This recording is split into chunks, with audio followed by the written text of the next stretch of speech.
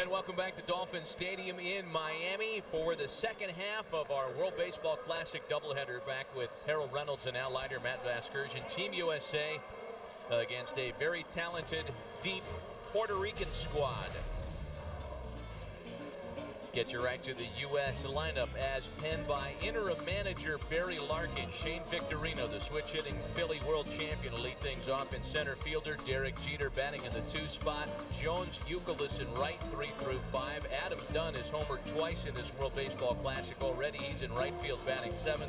Brian Braun, Brian McCann, and Mark DeRosa round out a very capable U.S. lineup here tonight.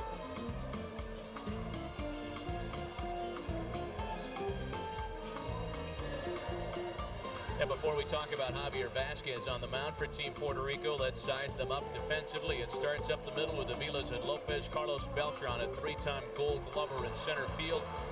And the Puerto Rican team, as we'll talk about, is very, very deep at catcher. Giovanni Soto gets the nod behind the dish tonight. It is Javier Vazquez on the mound. Saturday against Panama went 4 1/3, as Al mentioned, allowed 1 run on 4 hits. And it looks as though Vazquez, unless somebody else is going to pop out of the dugout really quick, is going to be throwing to Pudge Rodriguez. So we've already had a change from what we thought was the starting defensive schematic for Team Puerto Rico. Jose Oquendo calling an audible on us, and the game hasn't even started yet, guys. Well, we've been getting a lot of that all day long. The U.S. called an audible with Dustin Pedroia, and now Shane Victorino will lead off. So this is what it's about, man. Make you figure it out on the fly. The guy that Jack Buck used to call the secret weapon in St. Louis, managing his Puerto Rico squad, and we are ready for baseball tonight. Hawaii-born Shane Victorino set to start us tonight, and Vazquez first off brings in for a strike.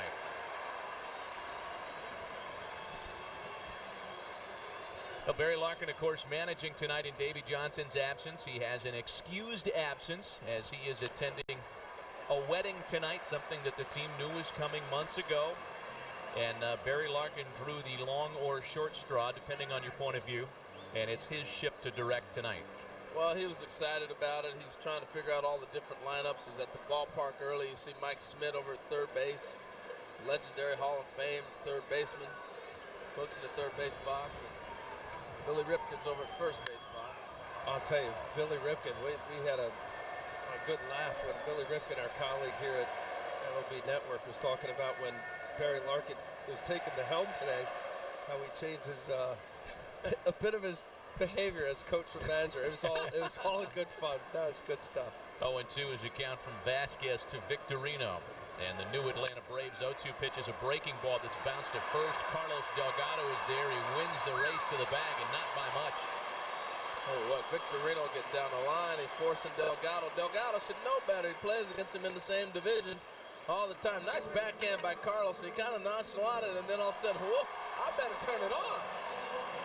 Carlos takes occasional grief, Al, for his defense. Hey, speed kills, and Shane Victorino, the speed nearly beats that out. That was a good play, Carlos, realizing he had to speed it up a little bit. Wow, we're getting 7 or 8 looks at a ground ball to first base tonight. Stay hot. 1 gone. And here's Derek Jeter now. Just misses the corner, does Javier Vazquez. Jeter in this World Baseball Classic competition 4 for 9. Of course, he had a huge World Baseball Classic tour back in 2006. The inaugural year for this event, named to the all-event team. On the ground to second base for Lopez.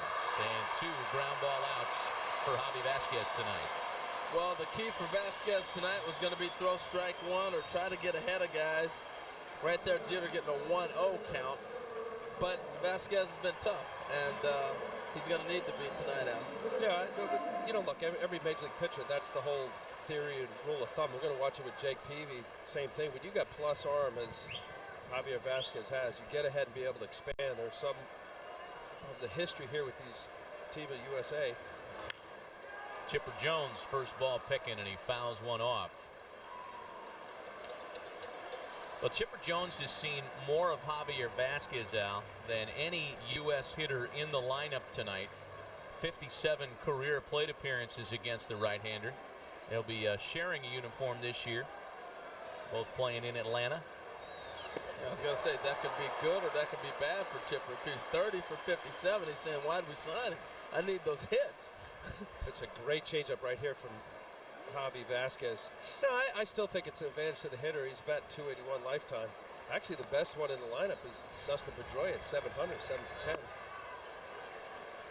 Well, Chipper had the oblique muscle injury on the right side. He did it left-handed, swinging on a pitch very similar to the changeup he had, swinging and missing. Took a couple days and took some BP and felt good. He was trying to get locked in. He has not had a good time hitting here. He struck out 7 times already, and he'll be the first one to tell you he hasn't got the rhythm yet. Well, you know what? That's a good point you make. In the pool up in Toronto, they had 2 days off when they won the 2 games in the winners bracket. It was 2 days off, and just talking to the guys, it really is about a rhythm and tempo. Now 2 days off again coming into this game. Ball and 2 strikes to Chipper Jones. 2 gone to start the top of the first. Oh, look out! Wow. That was sliced into the. This is the ball that somebody gets hit on in the stands every time. That ball was sliced, and just a little emergency swing with 2 strikes on there. Ball and 2 strikes to Chipper Jones.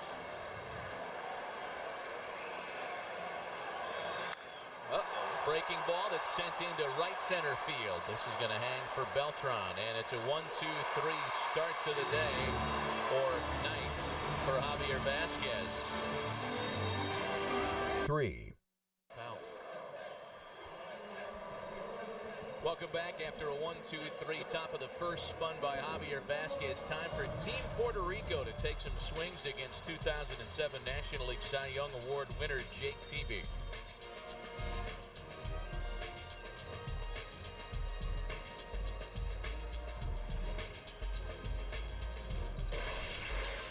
Jesus Feliciano leads things off for Team Puerto Rico. Feliciano, Vasquez, and Beltran as the bottom of the first is underway. Peavy worked on Saturday against the Canadians in Toronto and allowed 2 earned runs in 3 innings of work. He did not get the decision in a 6-5 U.S. win.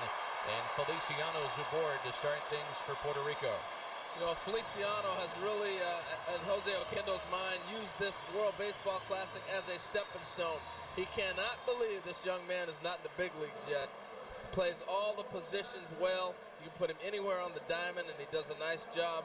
He's really surprised that he's not in the big leagues, and maybe this part of the old tournament might open some people's eyes. Here's the designated hitter now, Ramon Vasquez, hitless in the World Baseball Classic so far, 0 for 10 with the leadoff hitter aboard.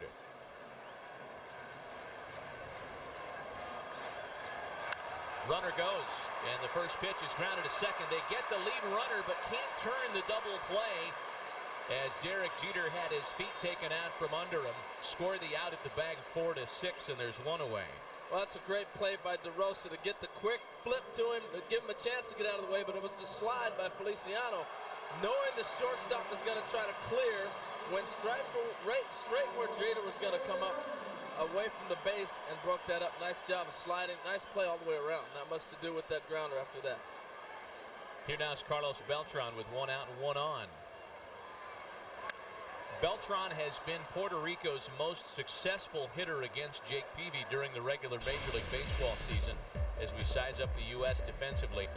A lot of Gold Glove hardware on the left side of that infield with 3-time Gold Glover Derek Jeter and the 2-time Gold Glove third baseman David Wright. Fastball's poured in at the belt for a strike, and it's 0-2 to Beltran. Well, you saw already hit and run the first batter. They're going to push the envelope. That's what Jose Oquendo wants to do. Be aggressive. You watch Beltran swing at the first pitch, and they're going to try to run as often as they can and be aggressive at the plate. Well, that's exactly what Oquendo said to us beforehand. And I said about stealing base. He said, no, more about moving the middle infield, more hit and run, especially with the 2 guys up front with Vasquez and Feliciano. That's exactly what he did. And Matt, to your point, Beltran with his success, he's going to jump on those fastballs. That's why he's had great success. Peavy will challenge him with the fastball, and it doesn't surprise me at all that he's had good numbers because he's a great fastball hitter. Beltran career 5 for 16 against Jake Peavy. Carlos Delgado waiting on deck. This is the Met connection part of the lineup for Team Puerto Rico. Vasquez not a stolen base threat off first base, but Jaco looking back over to the bag. 2 balls and 2 strikes on Beltran. I just think it's interesting looking at David Wright, his alignment. He's moved all the way, Jeter all the way over to the middle, and has moved into the shortstop 6-hole over there to take it away. I think he's a little familiar with Beltran. On the ground and past DeRosa. Here's Victorino throwing to third. Not in time to get Vasquez. Push the envelope. Take the extra base. This is great baseball. Love it. Puerto Rico has Peavy in trouble early. Runners at the corners with 1 gone here in the first. Nice job of staying with the fastball again away from him. This Trickles is a very fast infield. That ball's going to get through a lot. Victorino came up with a strong throw, but Vasquez, the ball's in front of you. You make the decision. He went for the gamble. Tremendous all the way around. This is nice baseball we're watching play right now.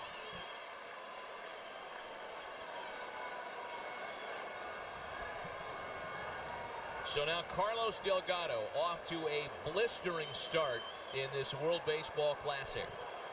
He's had only 6 official at-bats, but he's got 5 hits, including a home run. Well, after what he went through the first half of the year in New York, struggling, trying to find out his stroke, people had him written out of baseball. You can't do it. He figured out a little timing mechanism, and I really think when you go through adversity like that, and you figure it out, you become a better player. Not that he wasn't already, but I think the rest of his twilight years here, he's going to know how to get in and out of mistakes and make adjustments a lot quicker. You know, for you say timing mechanism, here's a guy, borderline Hall of Famer, home run, power, 300 plus hitter in various years. For him to have that rut, it just shows you how much it becomes a mental thing as he's going through his season. And you're right, first half last year he struggled, and boy did he finish strong. The 2-2 to Delgado is into the hole on the right side. This is going to bring in a run and wrap Beltran around to third. 1-0 Puerto Rico. But Beltran's the one guy who has the green light, and that's why you don't run with the left-hander at the plate who can pull the ball. You give him that hole. This ball's not hit very hard, but it finds the hole because the first baseman's holding. It trickles through, and the next thing you know, it's first and third all over again. You think they're not excited?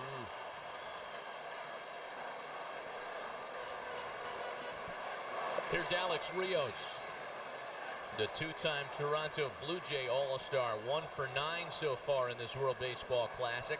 He's got Beltran at third, Delgado at first. 1 out, 1 man in.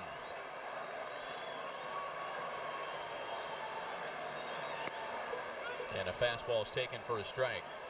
So, Al, I got a question for you. If you're Marcel Latzman over there, the pitching coach for the U.S., and you know Peavy has to get his pitching, his numbers in there, what are you thinking? Do you come out and talk right now? You slow the game down? What are you trying to do?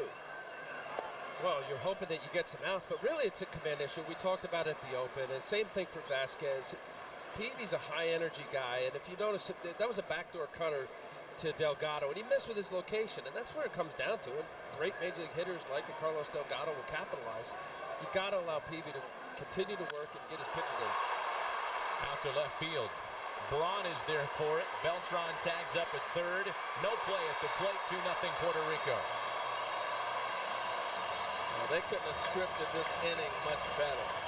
They said they wanted to push the envelope. The first time they ran was a hit and run, and they got a nice play from DeRosa to get a force at second. Other than that, first and third scores a run. First and third sets up a run, and right there you get the sac fly out of it. The top of the order has done what they're supposed to do. They've manufactured a run, and they're doing the job.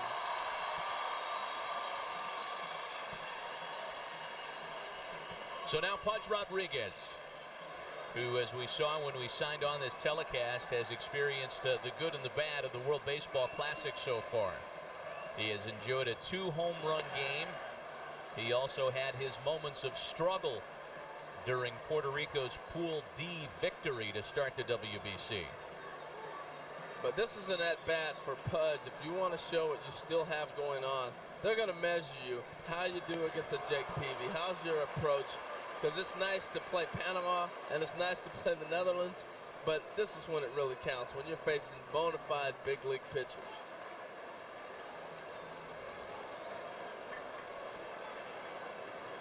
The 14-time All-Star, unemployed for the 2009 Major League Baseball season. That's found a way to make it 1-2.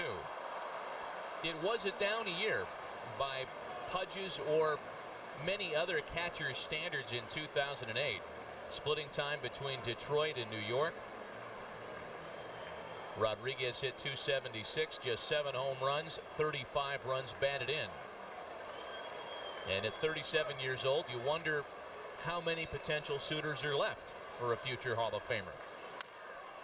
He's jammed and he hits that one to short for Jeter. They go the short way to force out Delgado. And that'll do it. 2 in the first for Puerto Rico, however, they take an early 2-0 lead.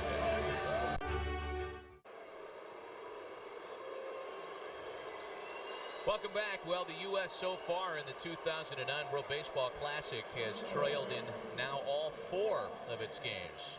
It came back from deficits to defeat Canada and Venezuela as we pop around and show you the umpiring crew here. Mark Wegner was behind the plate. Luis Ramirez at first base, a former Mexican League umpire coordinator. Masato Tomiyoshi, you saw him. He's been an umpire in Japan since the 1970s, and Bruce Dreckman is at second. And here's Kevin Youkilis leading things off in the U.S. second.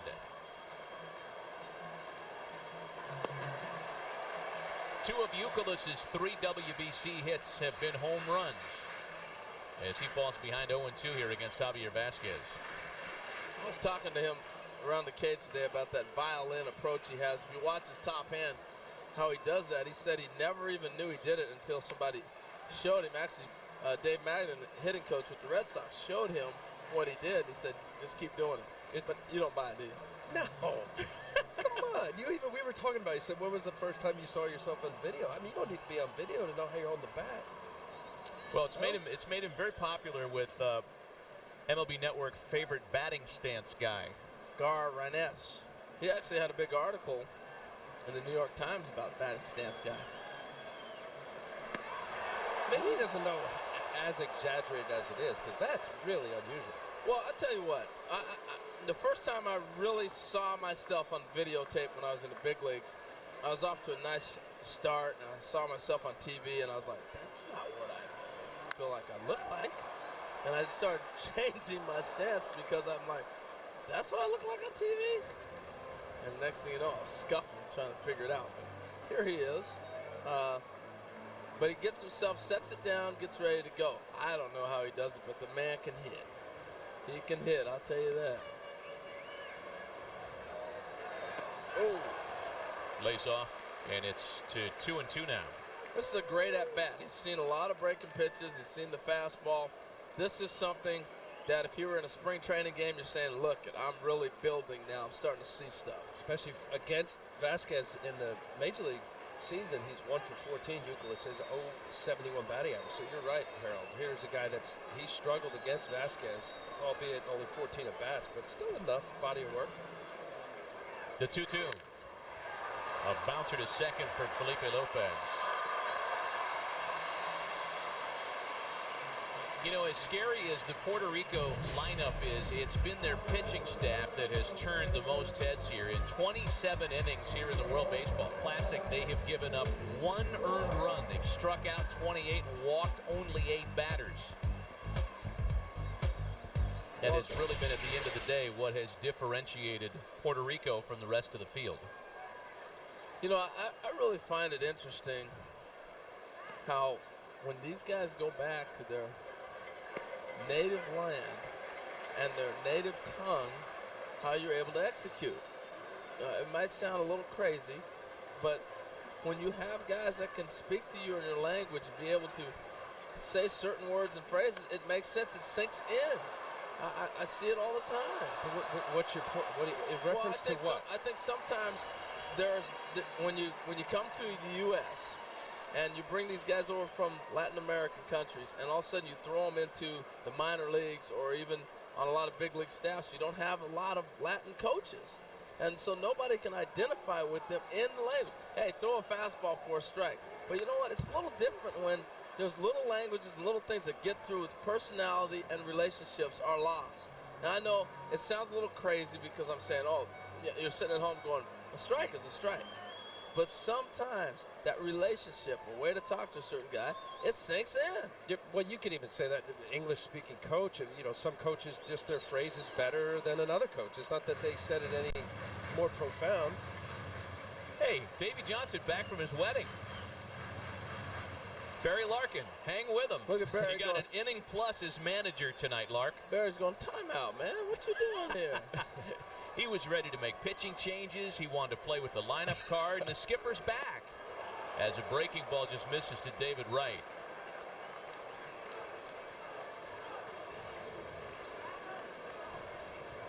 And Lark and Davey are filling each other in, as it were, on what's been happening the last inning plus. Here's the 2-2 home, and Wright shoots a one-hopper back to Lopez. He's been busy, and 2 gone. I don't think I've seen Vasquez get this many ground balls in a game this early before. Maybe when he gets a little tired, he'll get a little sink, get some ground balls, but he's getting quite a few today. Well, 5 up and 5 down, and only 1 ball hit in the air so far tonight from Team USA. Now Adam Dunn, speaking of fly ball hitters, 3 of 6, 2 home runs in Pool C competition in Toronto.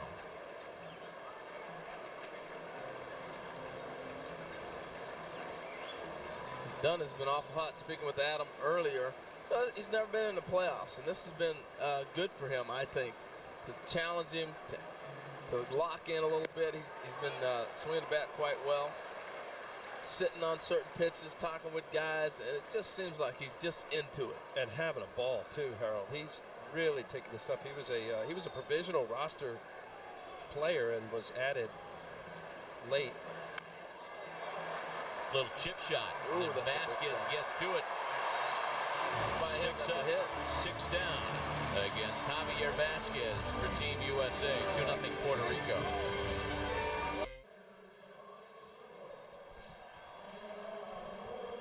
Welcome back to Dolphin Stadium in Miami. Matt Vasgersian alongside Harold Reynolds and Al Leiter. It's 2-0 for Team Puerto Rico as they take their second set of swings against right-hander Jake Peavy. Bottom of the order, Giovanni Soto, Felipe Lopez, and Mike Aviles.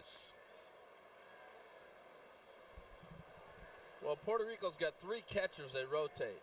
Giovanni Soto, Benji Molina, and Pudge Rodriguez.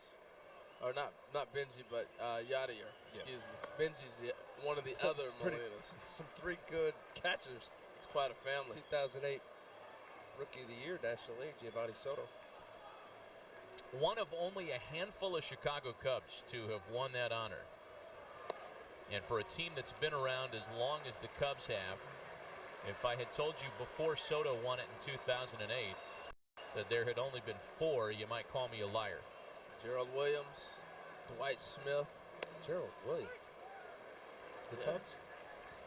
Well, am I right? What the heck's his name? Jerome Walton. Jerome Walton. I knew it was J.W. I couldn't remember. He of the 3 home runs on opening day, Jerome Walton. Come on back. That's a strike. Walton hit 3 home runs in one game? Did he? Opening day?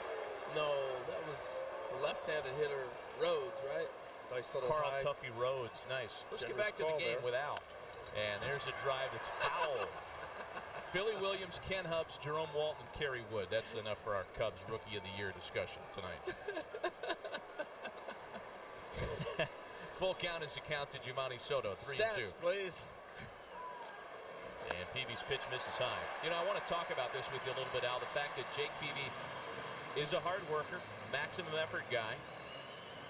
He's also a guy that sometimes takes a little longer to get through a first inning than some starters do. So when you have an event like this with a pitch count of 85, it's got to be a little more pressure for him. Well, here he's got 3 outs, 26 pitches, leadoff walk here in the second. So yeah, when the pitch count is what it is, and you got to be very careful because you can't go over it.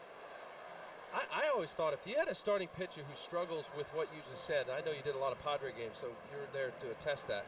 You know, it's how you warm up. Some guys, you know, on the road, they're different how they warm up. They'll sit down. Some guys will pitch an inning to get right, knowing that they're going to have that extra time because your team is hitting first. You really have to tinker with the amount of time that it takes for you to warm up and how much rest. Ball and a strike to count to Felipe Lopez. Well, the other thing with Jake Peavy and a few other members of the team, they've had this upper respiratory little cold going around on the ball club. I know DeRosa, himself, Oswalt, a lot of guys have been held down with this. You know, that's going to come into play also. And what's that got to do with throwing strikes? Well, you know, I don't know. If you're not feeling 100%, you're feeling sluggish. But that's been a few days ago, and they've had some off days. Nicer weather here in South Florida.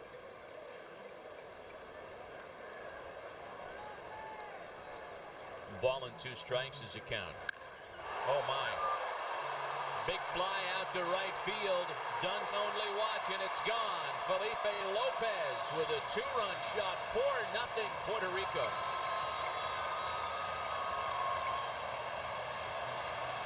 No doubt about it. Well, when Felipe Lopez was healthy and playing in Cincinnati at shortstop, he was putting up some serious numbers. Now he's going to be in Arizona playing second base. It's the guy they brought in. I know they're pretty excited about that. We'll see if Marcel Latchman's going to come out and have a little visit. But this is a fastball. He knew there was no doubt about it. The bat flip and everything.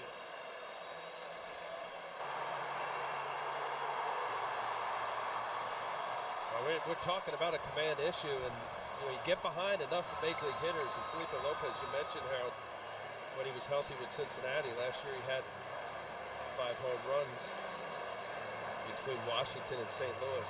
6 home runs. You can't snooze through a lineup. When you look at a lineup here with Puerto Rican team, Beltran, Delgado, Rios, Pudge, there's no letdown.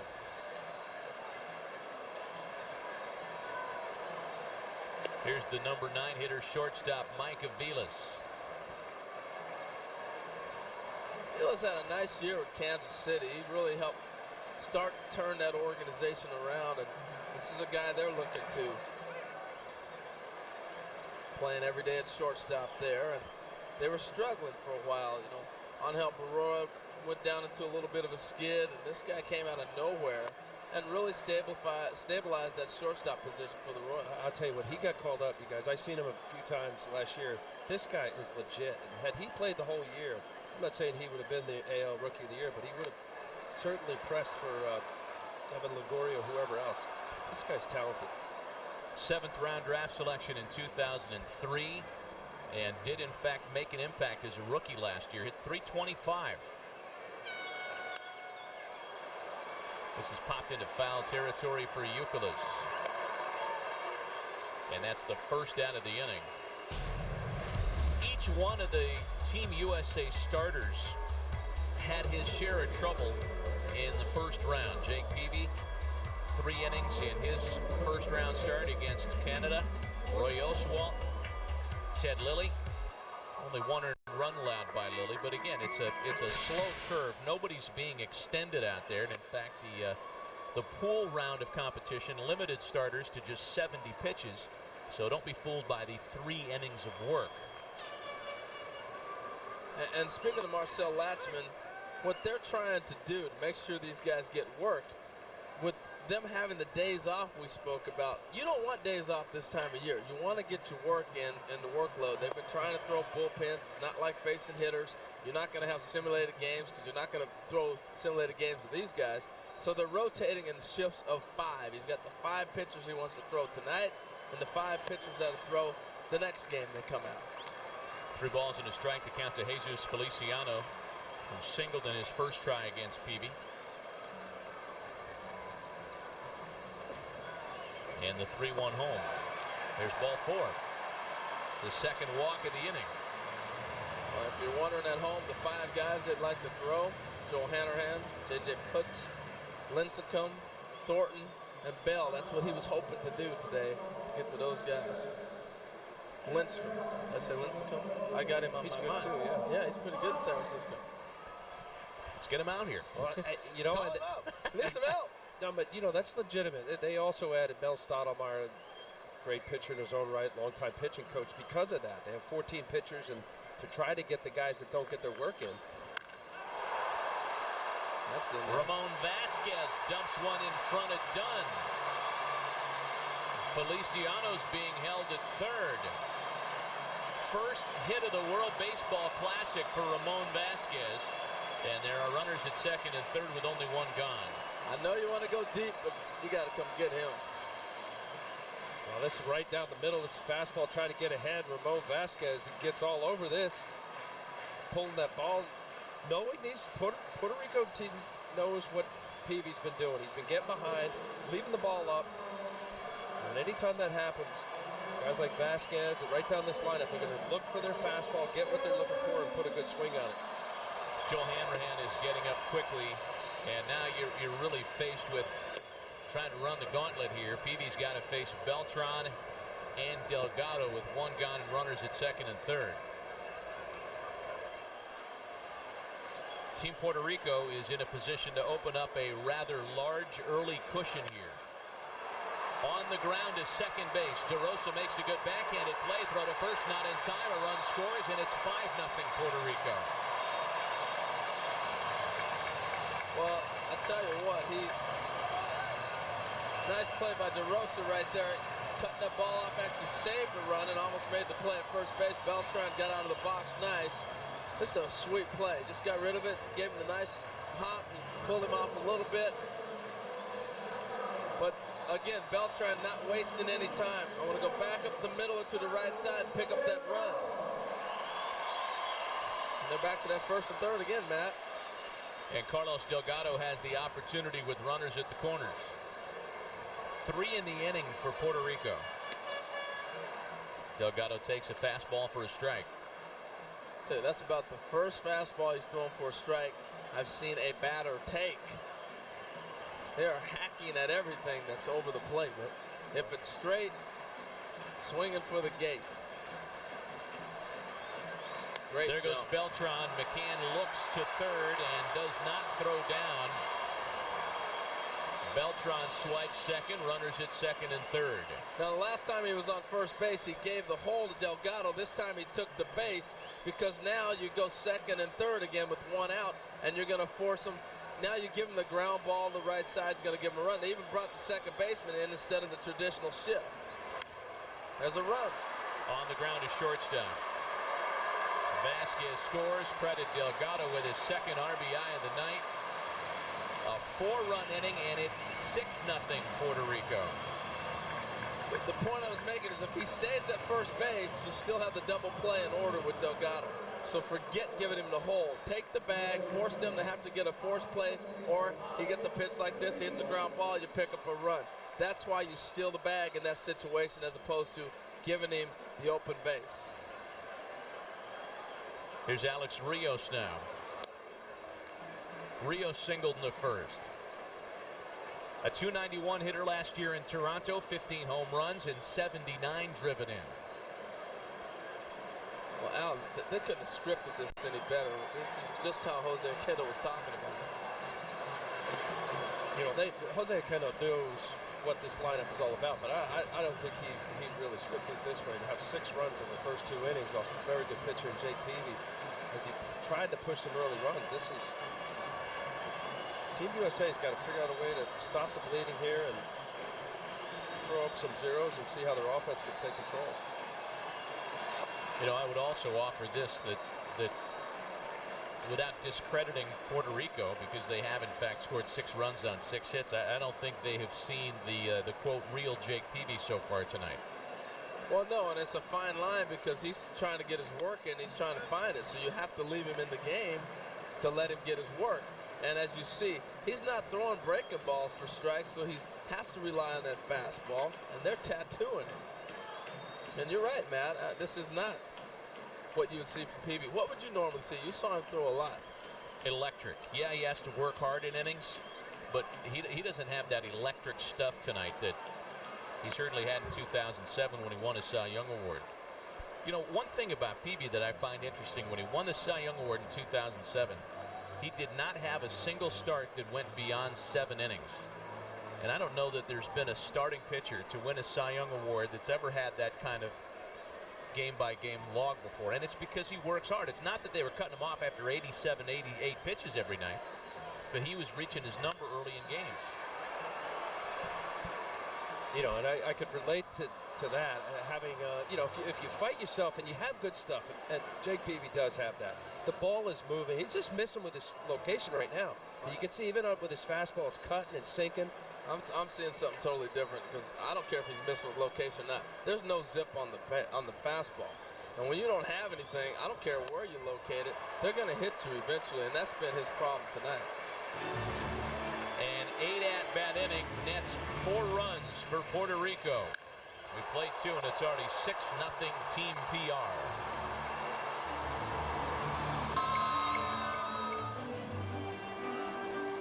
Hey, next time when he comes back.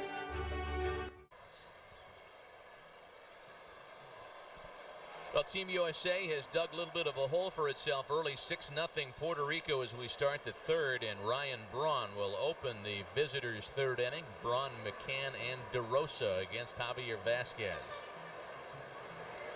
Ryan Braun, though familiar certainly with South Florida, having played his college ball at the University of Miami, is unfamiliar with Javier Vasquez. Is the only member of the starting lineup tonight for Team USA not to have faced Vasquez previously.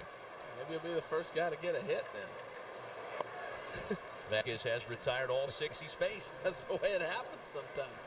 Hey, Ryan Braun, how about getting to come back to South Florida? He has not been really in Miami when these guys are playing baseball, because he's been in spring training in Arizona. He threw out the first pitch last night at their game.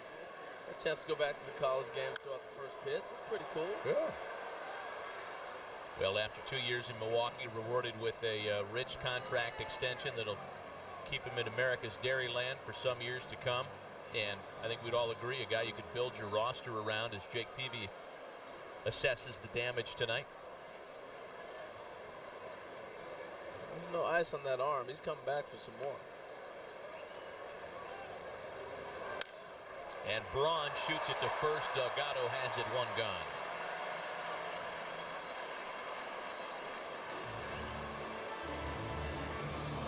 After the game tonight, get a complete roundup of all the World Baseball Classic action with highlights, analysis, and a look ahead to the next round of the tournament. That's World Baseball Classic tonight, presented by Sprint, coming up right after the game, only on MLB Network.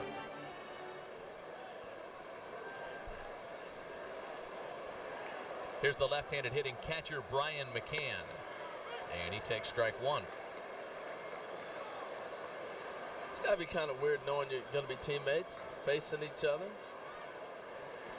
Now, what was that like when you faced teammates? Like in a contest like this? I didn't like it.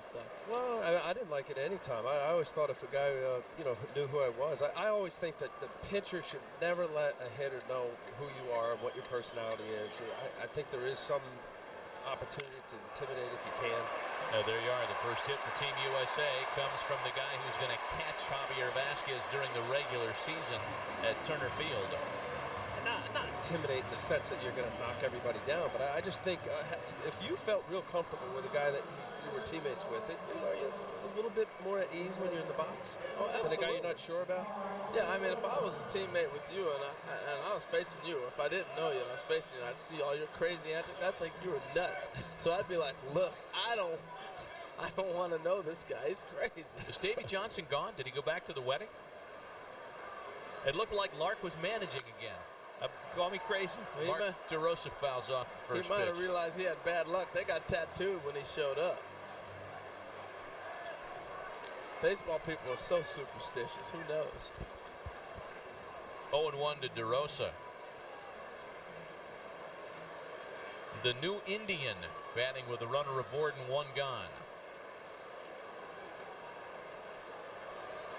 We should mention, guys, that in the time between our open hitting the airwaves at roughly 8 o'clock Eastern time, and the time the first pitch was thrown, which was about 8 minutes, we got official word that Brian Roberts has been added from the provisional roster, and he will join Team USA here in Miami.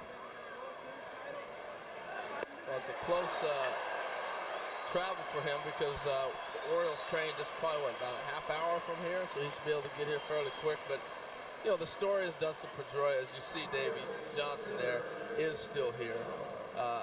Hoping his luck may turn things around after all. But Dustin Pedroia had to go back to Boston if you're coming in late. He went back to Fort Myers with the Red Sox. He had a strained oblique muscle. Went back to have his training staff evaluate him, and obviously, as soon as he got on that car to go out of here to Fort Myers, he wasn't coming back. Shane Victorino pops in for Vasquez, and that's going to do it. A runner left stranded in the third. 6-0 Puerto Rico. 3. So far, the Puerto Rico faithful have enjoyed the beginning of this one here in Miami. A 6-0 lead for Team Puerto Rico over the U.S. as the U.S. has gone to the bullpen. Jake Peavy gone after 2 innings, and here in the bottom half of the third, it'll be Washington Nationals right-hander Joel Hanrahan, who was not on the original roster. He was added when Joe Nathan was removed, and Hanrahan happy to participate here in Miami. His first pitch to Pudge Rodriguez, however, is singled back up the middle. Well, we talked about how important it was for Pudge to have good at-bats. Doesn't necessarily have to end up with a base hit, but good at-bats. This infield is fast. Jeter makes a dive, but nice swing. A lot of balls up the middle. You can see the approach of the team from Puerto Rico, really driving the ball back up the middle. Well, Puerto Rico has really done a number on their opponents so far in the World Baseball Classic. Starting in San Juan, they have outscored opponents 21-1. Hanrahan out of the stretch with a runner aboard. His pitch home to Giovanni Soto's in for a strike, and it's 0-2. Well, that slider was a pitch that Hanrahan added about a year ago, and it just elevated his whole game. Matt Kinzer used to pitch in the Cardinal organization, and Detroit Tigers had worked with him on a slider, and he picked it up, and a little cutter, and he was able to make the difference with it. Should be 2. Jeter to DeRosa, and a low throw cleaned up by Youkilis. They get them both. Well, you can really see how fast this infield is. Yeah. Ball sharp. Look how he stays down with it. Nice little flip to DeRosa. Mark DeRosa's valuable, man. He can play anywhere. Big reason why the Cubs won last year. I think they're really going to miss him. Here's Felipe Lopez now. Lopez homered in the second, part of a 4-run inning. You know, speaking of Mark DeRosa, and we talked about the Pedroia situation, how he was sent back to Red Sox camp. We should bring out the fact that with Brian Roberts being added to the roster, WBC rules state that for any position other than catcher, if there is a mid-round ad, as is the case with Brian Roberts, he cannot play till the semifinals. So Roberts will be unable to play until the semifinals once added to the roster officially tonight. That rule will get changed next time around because it's about the health. If you want to have a competitive competition, you have to have healthy players on the field, and it takes away from the tournament if you're depleting rosters with injuries and not being able to put a healthy player back on the field. That's the beauty of showcasing the game of baseball. You have to have guys that can compete. Despite the leadoff single, the 1-2-3 inning for Joel Hanrahan. We played 3. It's still 6-0 Puerto Rico.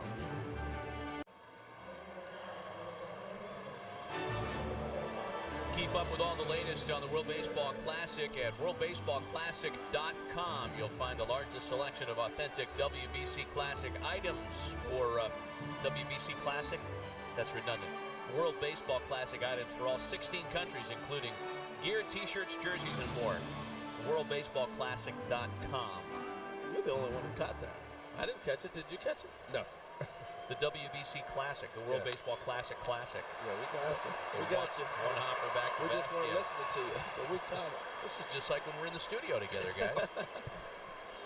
One away for Vasquez, who was allowed a total of 1 runner to reach base, and that was Brian McCann. He did not get past first. Smiling, not even breaking a sweat, and really enjoying himself tonight in Miami. You know, Javier Vasquez grew up in Puerto Rico watching WTBS. And his early interpretation of baseball as he works to Chipper Jones, speaking of the Braves, was Pete Van Wieren, Skip Carey, Atlanta Braves baseball, and every 5th day when Greg Maddux was on the mound, Javier Vasquez was paying close attention. On the ground is second, and Lopez takes care of Jones. That's the international impact that Major League Baseball and baseball broadcasts have had. Yeah. Throw WGN on that too. Early superstations. Right.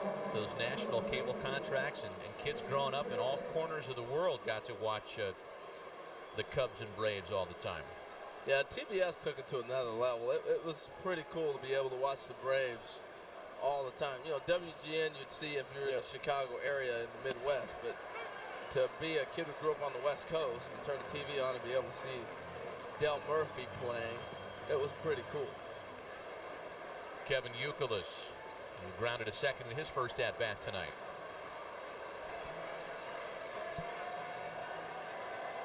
Vasquez is a guy who I don't believe has gotten the recognition he deserves. He's the only pitcher in baseball to make at least 30 starts, win 10, and strike out 150 or more in each of the last 9 seasons. Maybe it's because he was well-traveled after he left the Expos. You know, he had a 1-year tour with the Yankees, 1 year and out in Arizona. A little more consistency with the White Sox. But you just don't hear his name mentioned among the game's elite pitchers, and maybe that's a mistake. Well, when you pitch in New York and you're on a staff with Randy Johnson and Messina, and the Yankees are, if you don't get to the World Series and win it, you fall short for the season. Anything you do pales in comparison. I mean, you're just looked at as if you did not succeed. That's unfair, but that's the truth.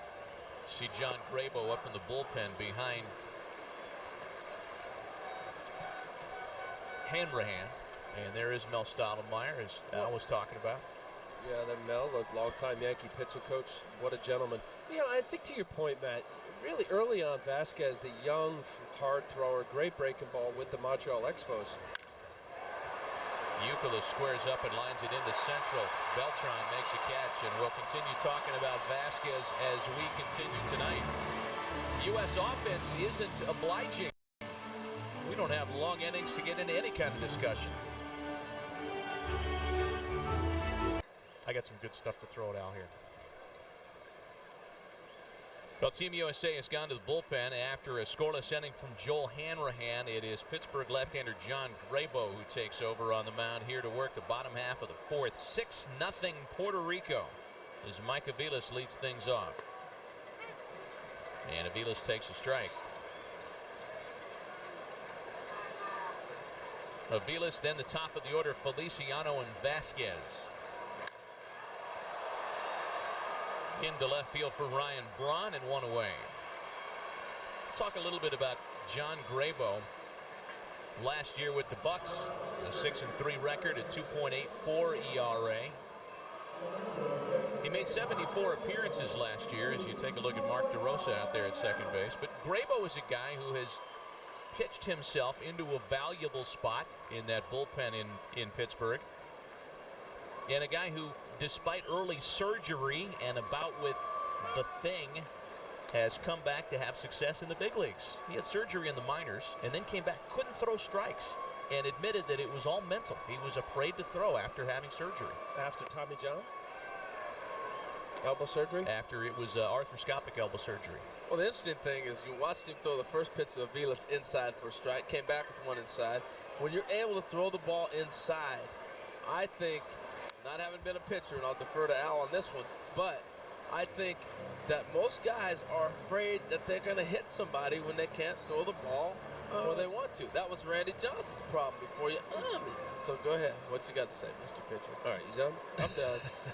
Yeah, look, lefty on lefty, left-handed pitchers don't face left-handed hitters as much. There's just not as many of them. So because of that, to come inside hard, you're not so worried about hitting guys. I mean, obviously, if you hit 4 in a row, you're going to give up a run. But it's unusual to see the left-handed batter standing there. So to your point, it is difficult to get called strikes on the inside part of the plate. The natural movement of a left-hander generally tails away from the righty and into the lefty.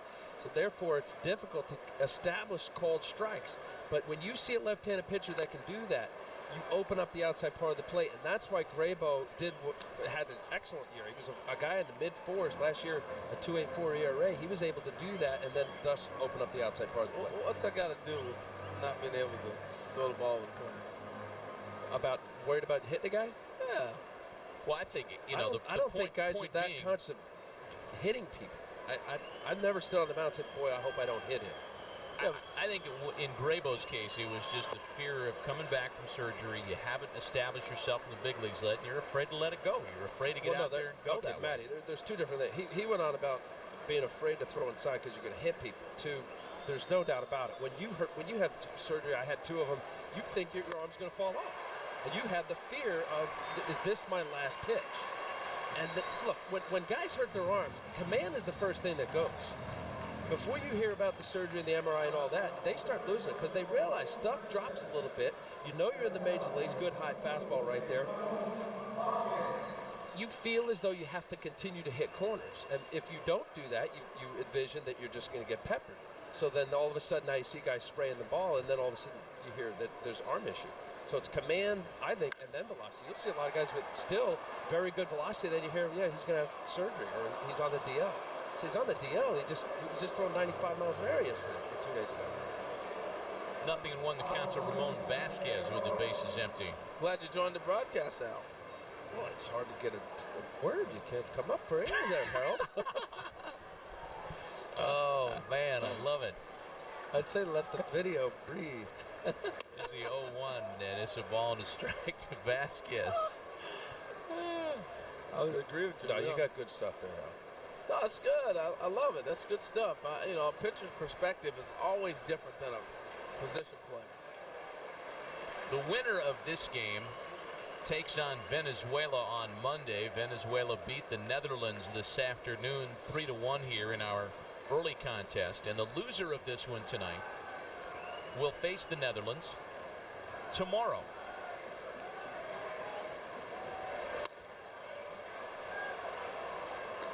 Two balls and 2 strikes, the count to Ramon Vasquez.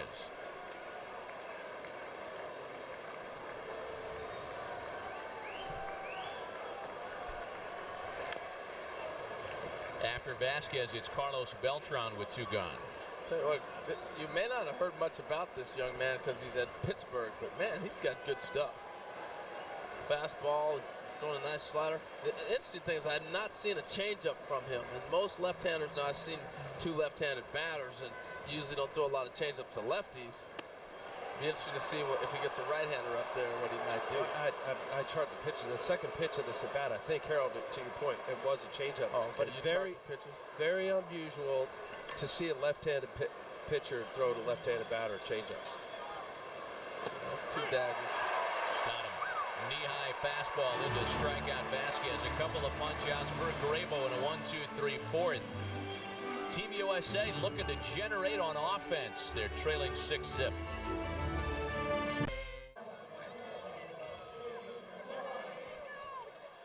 Well, the fans that have made the trip from Puerto Rico certainly have enjoyed the way this has started here in Miami. 6-0. They lead the U.S. and David Wright will lead off the comeback process in the 5th. Wright, Dunn, and Braun against Javier Vasquez, who has allowed a total of 1 base hit, and that one man did not get past first base. Well, you're seeing a lot of first pitch swinging, and you're wondering, run the pitch count up on him. Do it. That's what you need to do, because as you look at Vasquez, he's had everything working. He's had the off-speed pitch, the changeup. He's had the fastball working, the breaking pitch. And when you're able to get ahead of guys, you're going to get big outs, and that's what he's been able to do. But you're probably wondering, why are they swinging so early in the count? when you're not having good at-bats, and David Wright with the base hit there, you're not going to wait around to see if you can hit a breaking pitch. You're going to swing early in the count. Leadoff single. The U.S. has its leadoff hitter aboard for the first time tonight, and a base runner for Adam Dunn. And from the pitcher's perspective, Vasquez is doing exactly what you're supposed to do. You have a 6-run lead, 6-0, only 2 hits. You aggressively go after the hitters. You don't want to go down middle of the plate, but you're thinking somewhere away from the sting zone. If in this case with Dunn, you want to stay away from happy zone in the inner half, but you get strikes and then get to your off-speed pitch.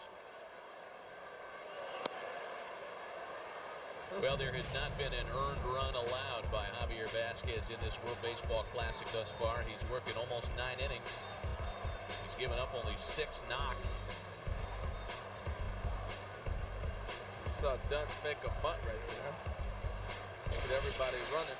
When you have a guy throwing a lot of strikes, you want to get him off the mound. You don't want the big guy to get him off, but do that. Adam Dunn deposits a single into center. Little micro rally for Team USA. They have multiple base runners aboard for the first time tonight. And Ryan Braun with an opportunity. Another fastball, middle of the plate. He got behind 1-0. Dunn took the first pitch. Nice piece of hitting, just driving the ball up the middle. Well, Al, to your point, you know, Vasquez is throwing that fastball for strikes, but that's the only pitch they're hitting right now. You know, so does he have to get back into the rhythm he was in, mixing all his pitches, regardless of the score? Well, I think as this inning develops, as it is now, with nobody out, 2 runners on, you'll see Vasquez start incorporating his other pitches. It's a fine line when you're a pitcher with a big lead. Some guys don't know how to pitch with it, because you know you got to throw strikes and get ahead.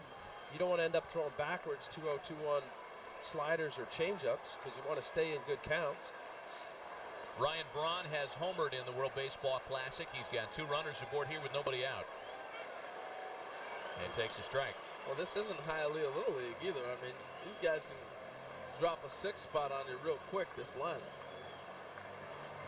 We'll see how he attacks Ryan Braun here. Gets ahead with his fastball. See if he expands with off-speed pitch.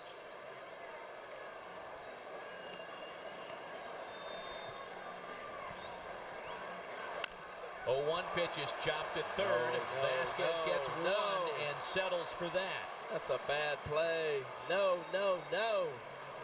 Well, a utility infielder, not a third baseman by trade, and Vasquez just plays it safely for the 1 out. Well, all he's got to do is go to second base. You're already halfway there, and let them turn to double play, because too many things can happen. That's a long throw. He slipped off the base. You end up with runners on first and second. If you go to second base, you get the double play, you get 2 outs. And now your pitcher can breathe a little bit. You always want to go and try. The ball's going to take him that direction. Throw it to second and see what happens. Here's Brian McCann now. Dunn at second, Braun the runner at first with 1 gone. And McCann takes a strike.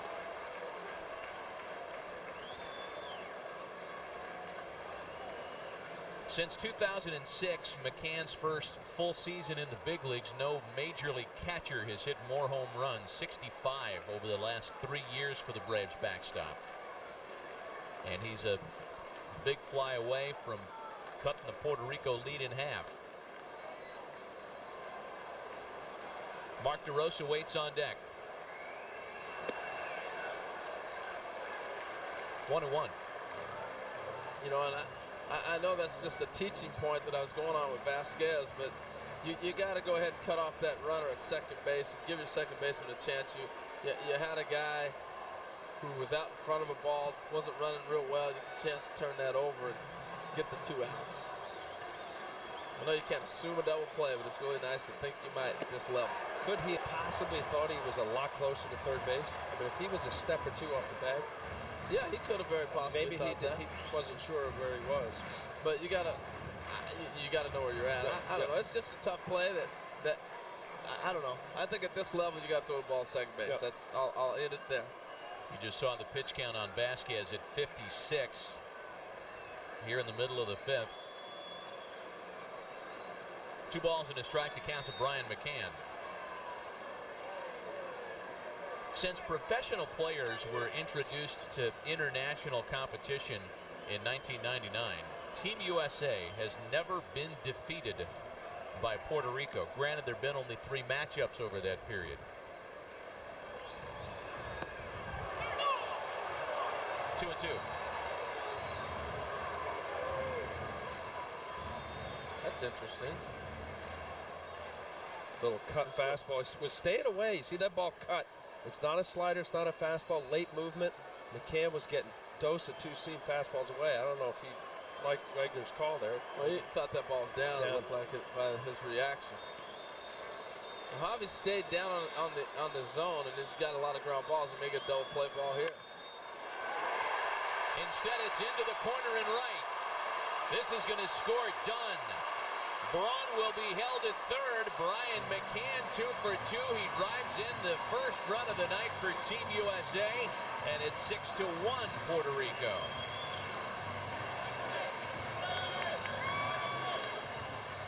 Nice piece of hitting right here, staying down and you know, throwing that cutter, Al, and then came back with a breaking ball down.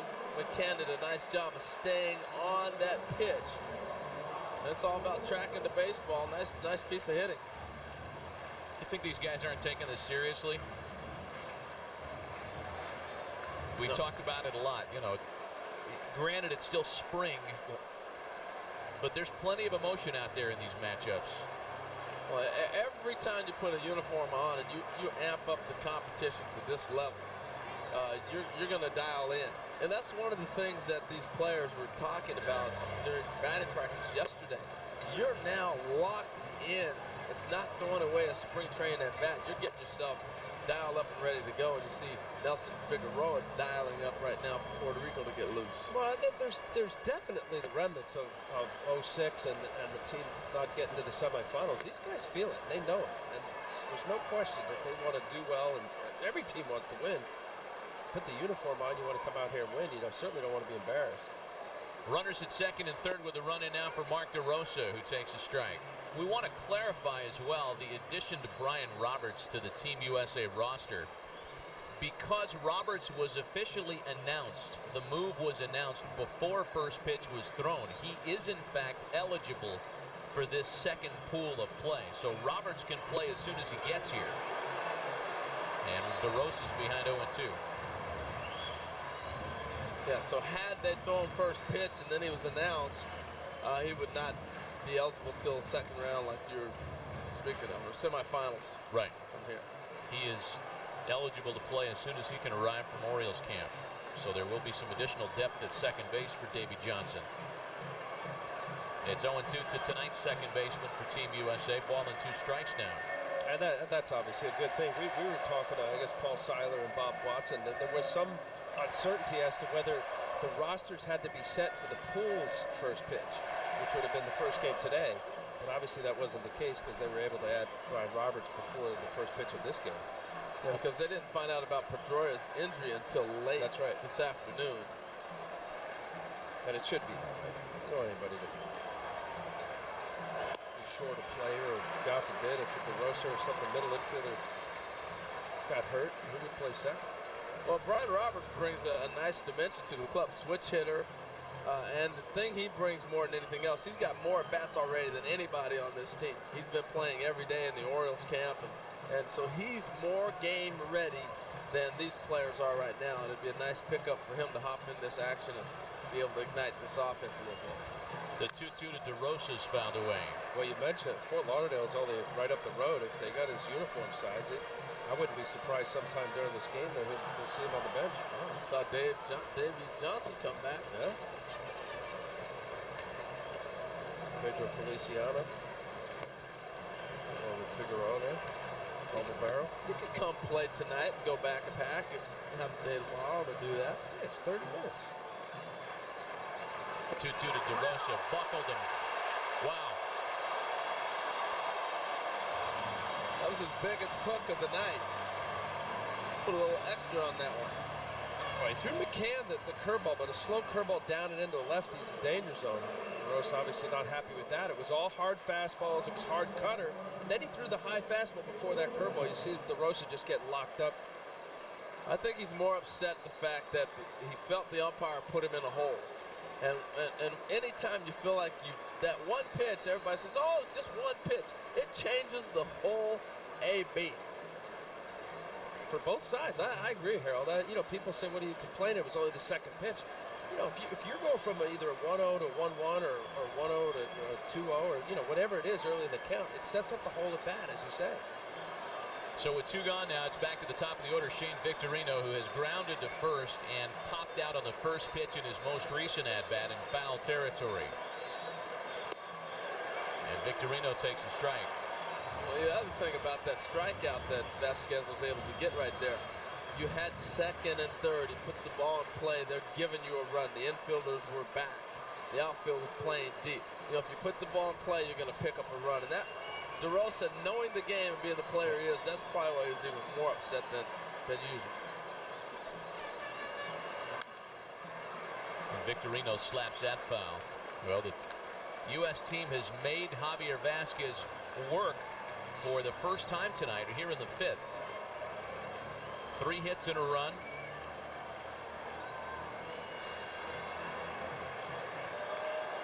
A couple of runners in scoring position here with 2 gone for Victorino, who's behind 0-2. Jimmy Rollins, we're told, will play at some point tonight. Little jam shot pop up into left. And only one for Team USA. Middle of the night, it's 6-1 Puerto Rico.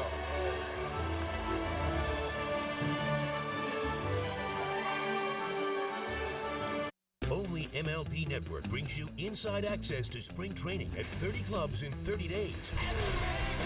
Go to MLBnetwork.com to see when will be at your team's camp. Then watch for 30 clubs in 30 days every night on MLB Network. Let's see if this seafood place can match the value of Golden Corral's Great American Seafood Tour. I'd like the crab cakes and throw in chowder, salmon, and shrimp, all for around $10. No. $10. The bird says no. You're joking, right? Buddy guy! No other place can match Golden Corral's Great American Seafood Tour. Enjoy new crunchy Hawaiian coconut shrimp, Eastern Bay scallops, Maryland-style crab cakes, and more. All included on their endless dinner buffet for around $10. Now that's quite a catch. There's no place like Golden Corral. Geico's been saving people money on car insurance for over 70 years. And who doesn't want value for their dollar? Been true since the day I made my first dollar. Where is that dollar? I got it out to show you. Was it rather old and wrinkly? Yeah, you saw it?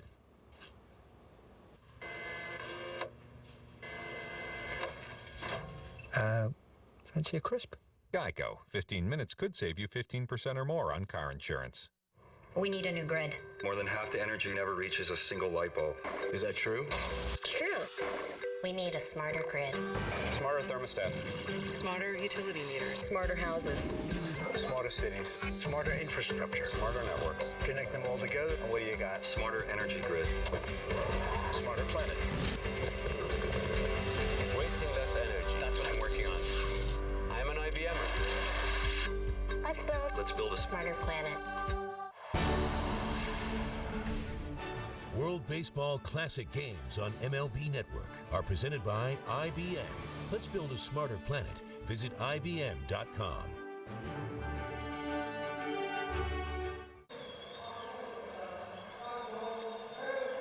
This copyrighted telecast is presented by authority of the World Baseball Classic Incorporated and may not be reproduced or retransmitted in any form, and the accounts and descriptions of this game may not be disseminated without express written consent.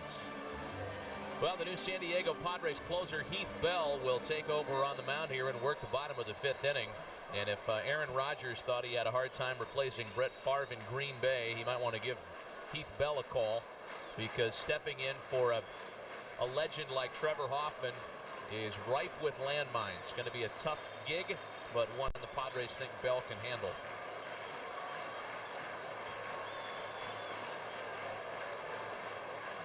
He'll start it against Carlos Beltran, Delgado, and Rios, and he'll try to keep this at a 5-run U.S. deficit.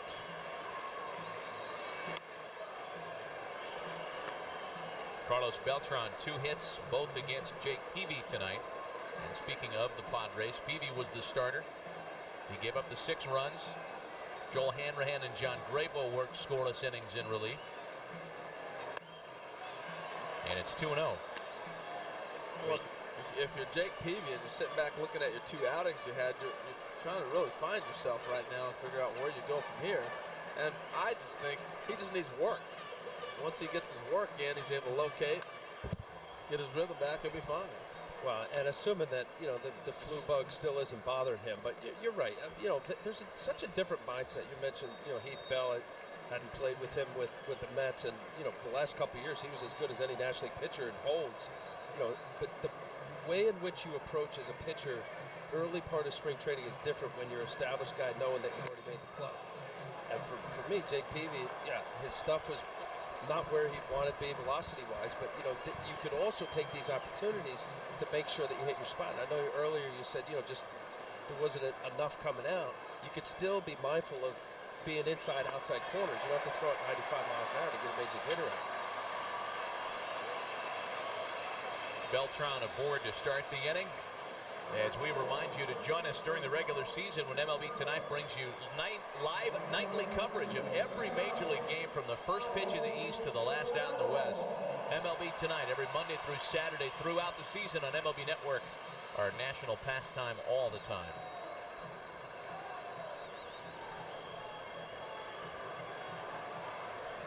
So with the leadoff hitter aboard, here's Delgado. 2 runs batted in for Carlos tonight, an RBI single in the first, one coming on a ground ball in the second. That's into the left field corner for Braun, 1 away.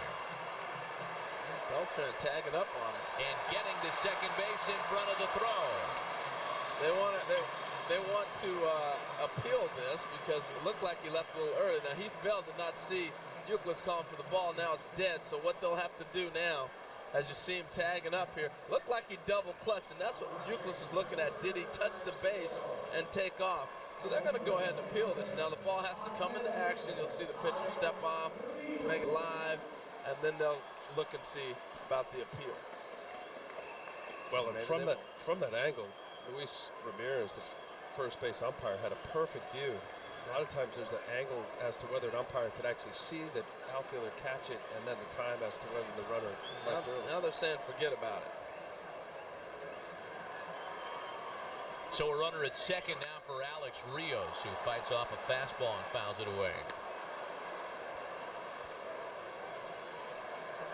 You mentioned Al Heath Bell being developed by the Mets, and it was in what was otherwise a low-profile deal that he was acquired by San Diego, and a couple of years of tutelage behind Trevor Hoffman. Well, and now the job is his. You know, and he got in considerable shape. He's a big guy, thick legs, just a big man. And haven't seen him with the Mets in the minor leagues and then some big league camps. And you saw the arm. I mean, this guy's a legit 95-plus velocity guy. We saw a good slider there. And he actually got in shape. Better shape.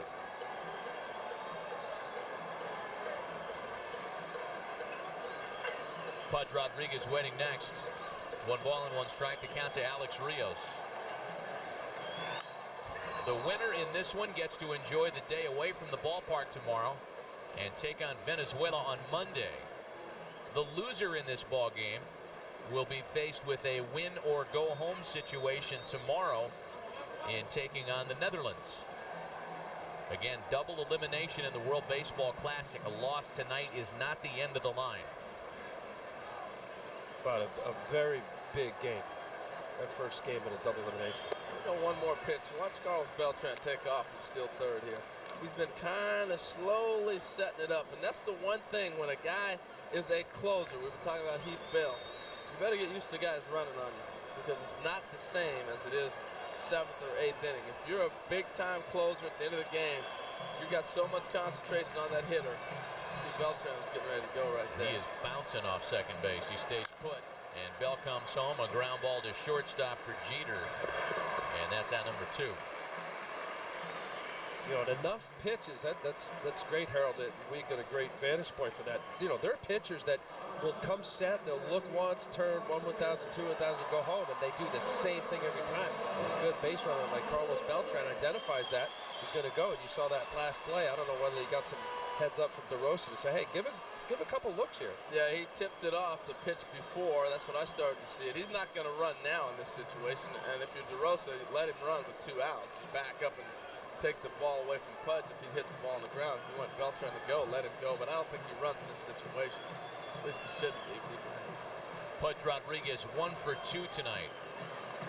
And not in the starting lineup about an hour before first pitch was thrown. Again, we had Giovanni Soto behind the plate tonight. Well, one of the things that Jose Oquendo said, he wanted to make sure that Pudge had every opportunity to showcase him. They've got the 3 catchers. We've talked about that. We've documented that point. But Pudge is going to either DH or catch, giving him an opportunity to showcase himself and give him a job. Nobody got a bigger ovation than he did when it was time to announce the club. One guy did. Bernie Williams. Yes, Bernie did. You're absolutely right. I'll give you that. But I totally agree with your point here. Pudge wants to play as much as he can, especially on a night like tonight. Let's face it, it's nationally televised. You're playing the U.S. team. He wants to prove that he's still got something left in the tank. And out of respect for Pudge, Jose Oquendo, I mean, he wasn't afraid to admit the fact, hey, look, I'm trying to get him as many at-bats. It's been great for not only Puerto Rican baseball, but baseball as a whole. Future Hall of Famer. He deserves it. What does Molina and Soto have to prove at this point in their career? There goes Beltran, and Pudge slaps it into right field. Dunn can't make the play. Beltran scores, Rodriguez to second, and it's 7-1 Puerto Rico.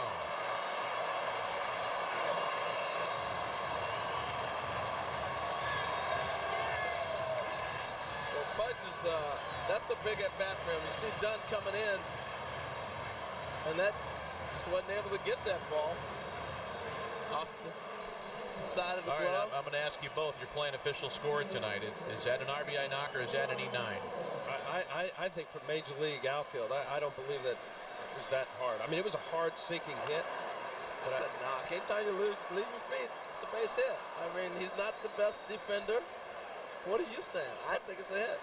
What do you think? Well, it's been scored officially as a hit, so what I think doesn't matter. Well, I mean, it was a sinking, slicing ball. That's a total cop-out. That's a total cop-out. That's a makeable play. It's a makeable play, but there's factors. Anytime you leave your feet and the ball gets in the lights, you don't know what happened. If he drops this one, that's an error.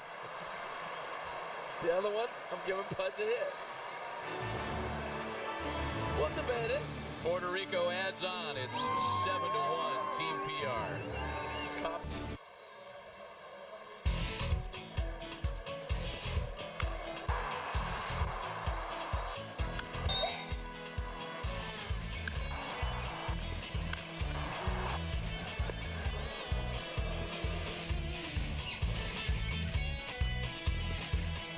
Well, it's been a fun night so far for Team Puerto Rico and a frustrating night for the U.S.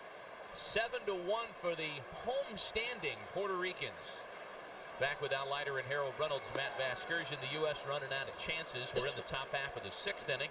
It'll be Derek Jeter, Chipper Jones, and Kevin Youkilis against right-hander Nelson Figueroa taking over on the mound for Javier Vasquez. And a strike to make it 1-1. Figueroa last year with the Mets, 3-3 with a 4.57. Bit of a journeyman over the years now. Had some big league time with several big league clubs. When he first got signed with the Mets last year, and they brought him in when they were trying to figure out, after Pedro's injury, getting some innings out of different guys. He pitched quite well early, and then got overexposed a little bit. It looked like the more he was used as a starter in the bullpen, different things like that. Very versatile, but I thought towards his time there, he got overexposed a little bit. Yeah, and to your point, Harold, overexposed is what? It's a guy with a good fastball to maybe below average. There's J.J. Putz in the USA bullpen warming up, and has to use all of his pitches, and that's what Figueroa is. He makes Derek Jeter roll over and ground it to Aviles, and sixth. Well, Nelson Figueroa has been remarkably well-traveled for a guy who you still wouldn't consider a senior statesman. Figueroa, 34 years old. He's a Brandeis man. And as Al mentioned, most recently time in New York. Spent time with the Bucks and the Brewers system, with the Diamondbacks and Phillies. One gone for Chipper Jones. Chipper's really trying to get it going. You know, he hasn't quite had good at bats yet. And speaking with him in the cage today, the left side is more mechanical than the right. He's got a lot more moving parts. You know, he has that toe tap, try to get back through the zone. So it takes a little bit longer to get going. He just hasn't had good swings yet. And this is a good at bat. He's seen some pitches now. He's taken some, and you can see he's on a better approach. Well, and like Pedroia, Chipper obviously not as bad, but he had the little oblique pull, and that didn't help. He had to take some time off. He looks in good shape this year. Talking to him around the batting cage last year of his contract with the Braves. Lean. He says he's like this every spring. A guy like Chipper, it doesn't matter what his contract status is. I think he'll be a Brave as long as he wants to be a Brave. I think that's part of the reason why the Braves just couldn't find the extra cash to keep John Smoltz around for another year. They saw this guy coming up a year down the road and thought, we need every nickel we can scratch together to keep Chipper. He takes a look at a called strike 3 here. And Chipper tossing his bat in frustration, symptomatic of the entire night for the U.S. Boy, that looks knee-high on the outside part of the plate. Well, he thought it was ball 4. Again, that's all about tracking the baseball. Yep. And when you're not seeing it, you're just not seeing it. Jeter's not having good at-bats. Chipper not having good at-bats. When you take that production out of your middle of your order, DeRosa hasn't hit much, you're not going to score a lot of runs. Kevin Youkilis now 0 for 2 so far tonight. Javier Vasquez started in this ball game for Team Puerto Rico and went 5, allowing just the 1 run. And if you think that maybe the U.S. hitters can lick their chops a little bit now that they're into the bullpen, think again. Bullpen has not given up a run for Team Puerto Rico so far in the World Baseball Classic. 15 innings of work. Well, coming into tonight's game, the whole staff only gave up 1 run in 27 innings. Look at that. That was like a Sony PlayStation breaking ball there. Well, I tell you, off of what you're saying there, Matt, I really honestly believe that for the first 2.5 weeks of spring training, where we're at really right now, pitchers have an advantage. I get arguments from pitchers all the time, but they have a huge advantage because you don't hit breaking pitches. Off-speed pitches are exactly that to hitters. They keep them off balance, and the pitcher has an advantage. And if you're looking all around the World Baseball Classic, these great pitching performances, they're keeping hitters off balance. They're not ready yet. I agree. I mean, you know, what you just described is pitching, and certainly early on. Look, a pitcher starts his throwing program middle of December. By the time spring training rolls around, he's pretty locked in. Back to Figueroa, and a 1-2-3-6.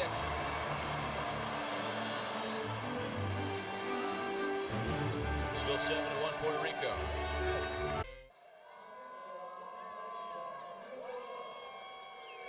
Puerto Rico.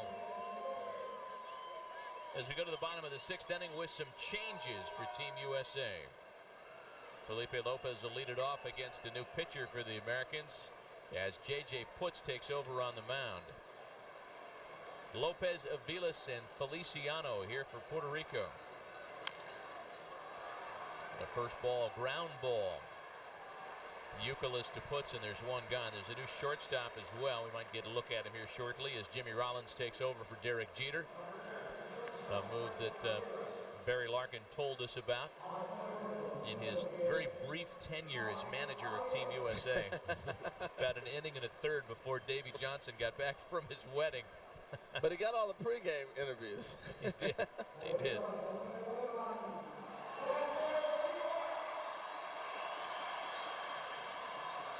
One gone for Mike Aviles. Here's Jimmy. That had been a talking point and a valid one early on in the World Baseball Classic, guys, because how do you possibly make that decision between Derek Jeter and Jimmy Rollins as to who's going to get the lion's share of playing time, who's going to start on any given day? You're talking about two of the best shortstops in baseball, one who's one of the most highly decorated facemen for a jewel of a franchise, the other guy who just came off a World Series title. Well, granted, it's not in game speed, game pitching, but I talked to Jimmy Rollins about that. He, he's deferring to Derek Jeter. He said, "Look, I'm getting a lot of work in. I'm getting, batting practice, my flips, his normal routine. But to get the live action and see in Major League arms, that's a different story. But I think, by trying to get at bats in each game is not a bad idea. Certainly in a game like this, with the game a bit out of hand at 7-1." See, I'm not as quite politically correct as you are and these guys. I think it's a bad situation because these guys are the signature guys of their teams. And if Derek Jeter doesn't perform well in New York and gets off to a slow start, the Yankees are going to scuffle, especially with Alex Rodriguez out. You're going to need his offensive production. Jimmy Rollins doesn't perform with Chase Utley maybe not coming back. That's a huge burden on those two organizations. So it's a tough bit to try to get them both action. And what is the answer? I don't know. Maybe it's playing more games on the off day when they have an off day, making sure everybody gets games played. It's a tough situation to be in. Or less off days. Try to eliminate some of the off days so that the time span isn't as great. You can get back to your clubs sooner. Or you make the tough decision. You bring one of them. And you bring some utility men to back them up. That's just the way you do it. You don't have to bring them both. Bring one. The 2-2 home from Putz to Aviles misses up and in. They made that decision at first base. They said Euclid is going to play. They made it at second with Pedroia. He was going to play. And David Wright's going to play third. Chipper is going to DH. So why did you all of a sudden decide at shortstop that you're not going to just pick one guy and say, we'll bring another Mark DeRosa along and let him play his role as the utility guy? So what's the answer? I just gave it to you. Take one of them. But right now, there is no answer. You just try to play it out. Back to Putz for the second out. So two gone for the top of the order now. With the bases empty, it'll be Jesus Feliciano once again. Feliciano is one of the nice stories in this World Baseball Classic competition as you take a look at the aforementioned Bernie Williams, Giovanni Soto, and the rest of the F troop tonight for Team Puerto Rico. Feliciano was a bat boy for the Puerto Rican national team in the 80s and early part of the 90s when his father was a star for the Puerto Rican national squad. So from bat boy to a guy on the cusp of a major league career and playing for the very team that he used to carry the equipment around for 20 years ago. Yeah, that's pretty cool. I like those stories. Who's the young man in Toronto that was the clubby, that's the pitcher? His name slips me right now. Back up the middle, and Putz can't make the skate save, and it's past Rollins, a base hit. Well, Feliciano, I said it his first at bat. Jose Oquendo is just surprised. I love to ask the managers or different guys, who has surprised you when you got a chance to see them? Jimmy Rollins diving for the balls, who Barry Larkin said he's an incredible player. I didn't realize it. And this young man right here, Feliciano, who seems to stay on this J.J. Putz changeup, takes it back up the middle. Oquendo said he's really surprised me. I'm surprised he's not in the big leagues. And also along the line with Ramon Vasquez. There's always a couple guys, as you say, Harold, that you forget about the big stars that everybody knows name-wise. You have the players like Feliciano that go under the radar. First pitch to Ramon Vasquez misses away. Vasquez has doubled in 3 trips to the plate tonight. His first hit of the World Baseball Classic coming this evening, breaking an 0 for 11. It's been the top of the order that has done significant damage for Team Puerto Rico. The 1 through 4 hitters are 6 for 11 tonight.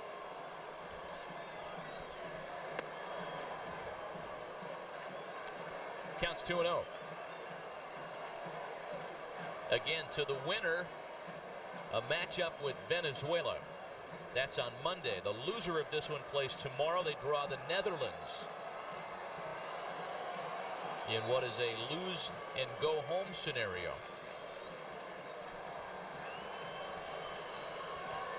Well, the Michigan-born right-hander is set once again. Out of the stretch here is 2-0.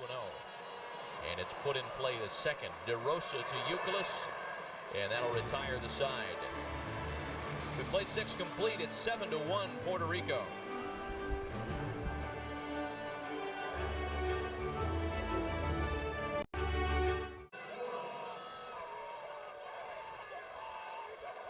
Welcome back. We're into the back third, top half of the 7th inning, and Team USA on the short end of a 7-1 score. Back with Al Leiter and Harold Reynolds, Matt Vasgersian from Dolphin Stadium in Miami, and David Wright will lead off the U.S. 7th. Wright, Dunn, and Braun, as Nelson Figueroa continues for a second inning of relief behind Javier Vasquez, who was fantastic for 5 tonight. Off the end of the bat, struck out to second base for Lopez, and 1 gone. Tomorrow, Pool 2 action continues from Miami. The Netherlands will take on the loser of this contest at 7:30 Eastern on ESPN2. And then Pool 1 action starts in San Diego. Action from Petco Park as Japan takes on Cuba at 4 Eastern. And Mexico takes on Korea at 11 p.m. Eastern time. You always have these little funny moments in the game. Ground out right there. Delgado stepped off the base and tagged David Wright instead of forcing him out.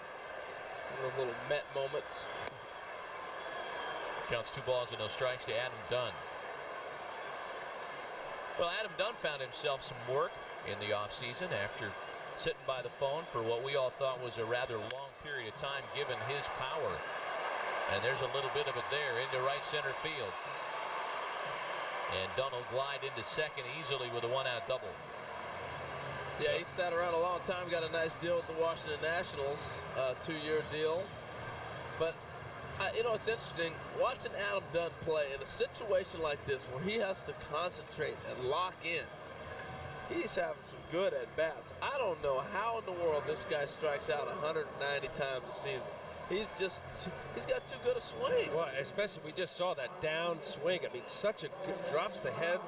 Normally left-handers like the ball down in, but you saw that ball that was running away. Harold, I would just say, I mean, you know, most big hitters, you know, if you could expand, they swing at bad balls up in the zone, and obviously it's an expansion, but you know, here's a guy that does strike out a lot, but you throw in that little sweet spot area down in the zone, he will hit it a long way. Here's Ryan Braun now with a runner at second. Right back up the middle, a base hit. Dunn held at third. And now they're going to wave him. But it's all too late. Mike Schmidt, the third base coach, was holding Dunn. When he saw the bobble by Beltran in center, he tried to send him. But Big Adam Dunn had already thrown on the brakes. Well, when you're losing as much as they are, it's tough to gamble. This is a bullet, and this is a gold glove center fielder out there. He doesn't expect Beltran to bobble this ball. By the time Dunn gets to the bag, the ball's already bounced off Beltran's glove, and Mike Schmidt has made his call. I understand why he made that call in that situation. You're not anticipating Beltran missing that ball. One hop seed. Hank Willem, Hall of Famer, you're okay. I'm agreeing with you on that call. That's going to be all for Nelson Figueroa as Puerto Rico goes to the bullpen for a left-hander. We'll be back.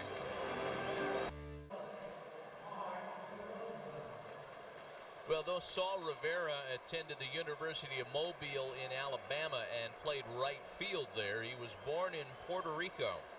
And he'll make an appearance for his Puerto Rican national team here against Team USA with runners at the corners and 2 gone. And Puerto Rico on top 7-1. Mark DeRosa struggled in 2 plate appearances tonight against Javier Vasquez. Struck out swinging on both occasions. Yeah, the last pitch Vasquez threw him, though, was a nasty hook he had not shown anybody else all night. It was a beautifully placed pitch. And Mark's been arguing with the umpire all night. He just hasn't seen the ball. They are not in sync. Right, and you mentioned that hook, he was upset the fact that he didn't put the ball in play. There was less than 2 outs, a runner at third, DeRosa up. But remember earlier in that count, he was complaining about a pitch that changed the whole AB for him. 2 balls and a strike. Saw Rivera, sinker, slider, a lot of movement. Played for Washington last year.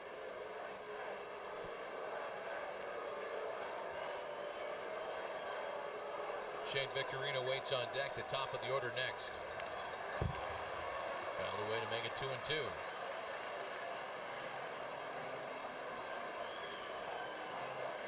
You can really see the frustration in a lot of these hitters from the U.S. They're just not seeing the ball and having good approaches. It's one thing if you line out and you have an offer in the box score and you can go back and say, I feel good about myself. There's not a lot of confidence being exuded tonight with some of these swings. Well, and how are they going to feel? Let's assume that this plays up. Well, at least they won't have the day off. But I know that the 2 days off twice in Toronto leading up to a game, and then also the 2 days leading here. You know, how do you get in the rhythm if you don't play every day or get some ABs? Just got to keep working. Popped him up. Delgado off the bag at first, and the rally dies with 2 runners left stranded. 7th inning stretch in Miami with Puerto Rico on top of Team USA 7-1.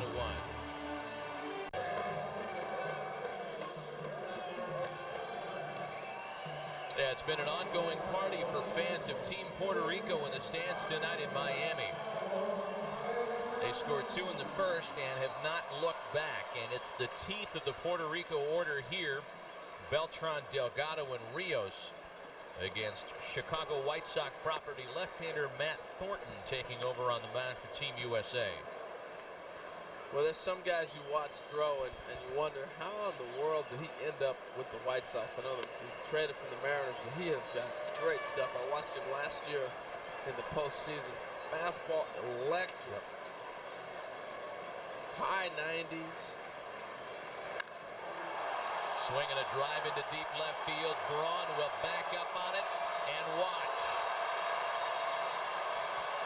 Carlos Beltran. His first World Baseball Classic home run has made it 8-1 Puerto Rico.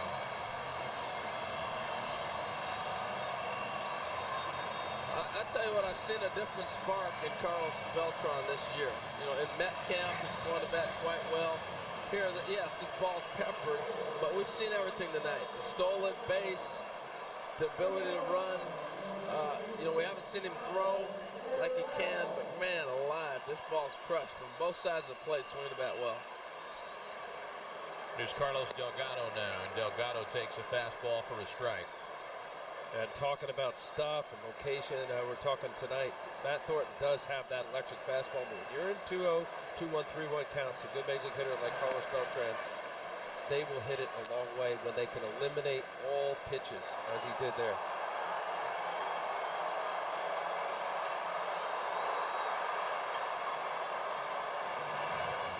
Puerto Rico hanging a big, ugly number on Team USA tonight. That's tap past Thornton. Rollins has it, and there's 1 away.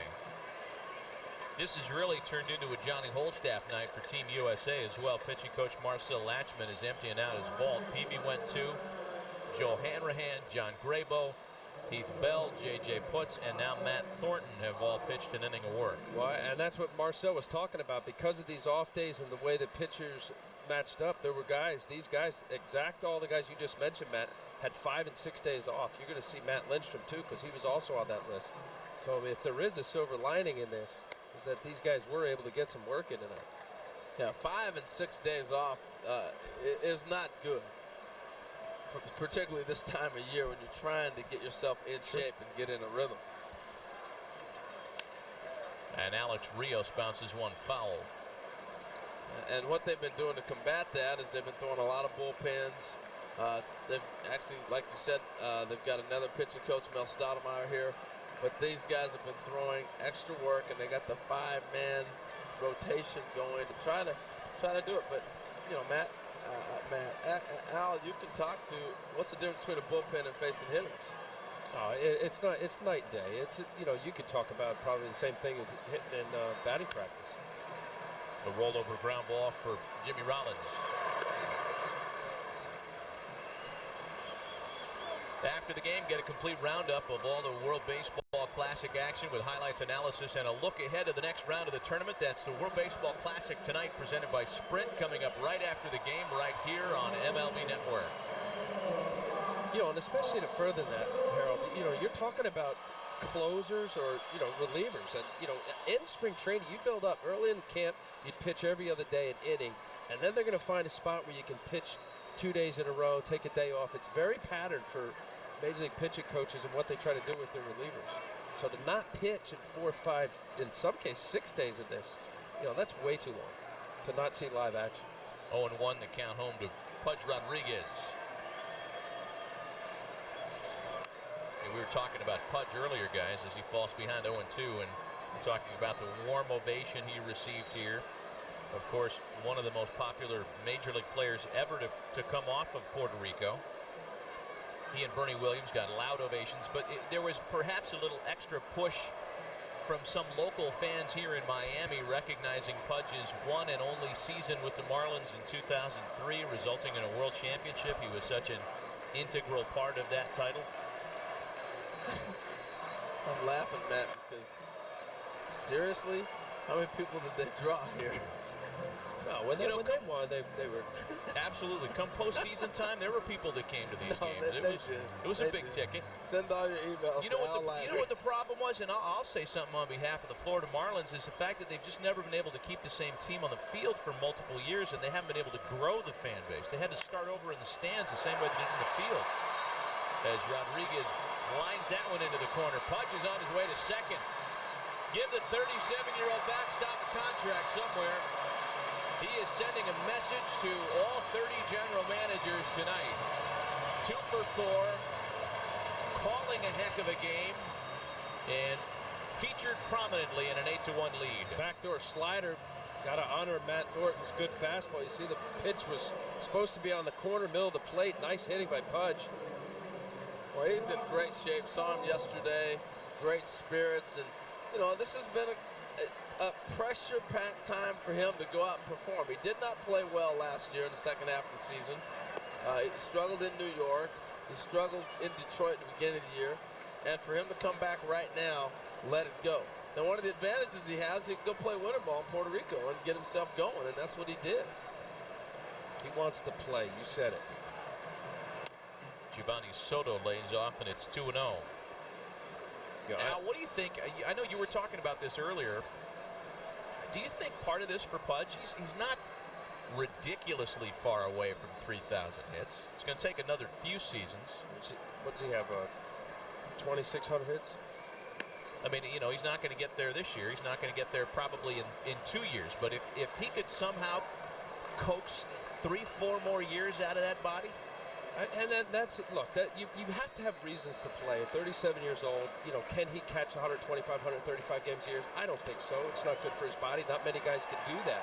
But if that's his goal, he wants to play, and as good a shape he's in right now, 2,605 lifetime hits, find a spot. He'd be good. You talk about here, John Baker, if he was like a mentor, maybe, you know, catch 100, 110 games, somewhere in that range. I'm going to tell you what, having watched Major League Baseball now and seeing the direction we're going in, there was at one time they're going to move Pudge to second base in Texas. And he can play some first base. He can play some second base. You could even throw him in the outfield to get him some at-bats if he so wanted to go and do that. He's that type of an athlete. He doesn't have to catch. I don't think you have to isolate it to catch it. You got Johnny Bench that did it. Yogi, right, went out to left.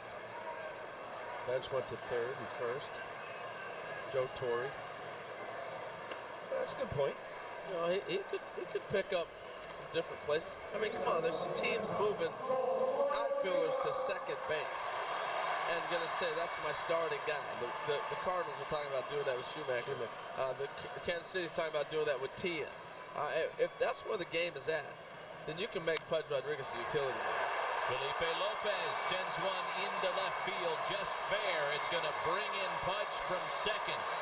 They'll hold Soto at third, and it's a 9-1 lead for Puerto Rico. Well, the wheels are starting to fall off of this wagon for Team USA.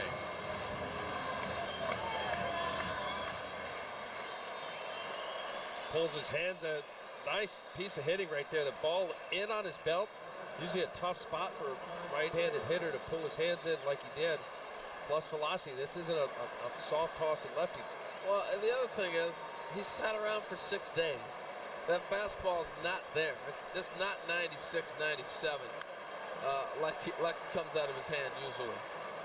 93 on that one. That's a big difference.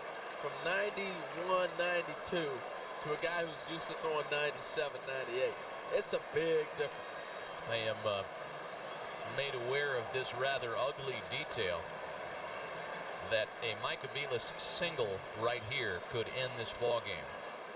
A 2-run single puts the mercy rule into effect, and Absolutely. It's good night.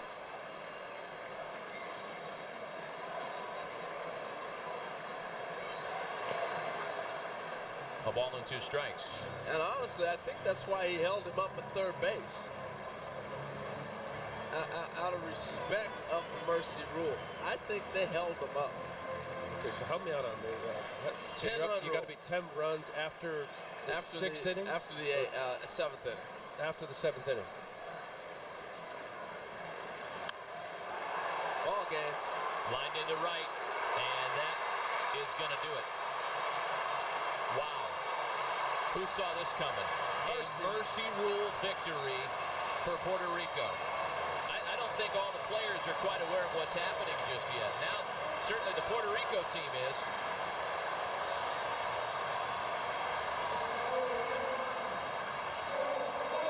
My goodness. As encouraged as Team USA was with the Toronto portion of their World Baseball Classic lives this year, Pool 2 has not gotten off to a very good start for Team USA. On the other hand, Puerto Rico has beaten its opponents into submission. They have allowed 1 run in this World Baseball Classic, and they hang a mercy rule victory on the U.S. tonight. Vilas just fighting off that pitch. See, done that in front. You mentioned some of these players didn't realize with the mercy rule in effect. You know, look, this series, you know, you think about the offense, and we talked about it at the Open, but to have this pitching staff and pitch as well as they've had, and now again, Javi Vasquez and their bullpen. You know, this is a tough team right here, man. With the offense that they showed in the pitching. We're going to duck away, and we'll be right back.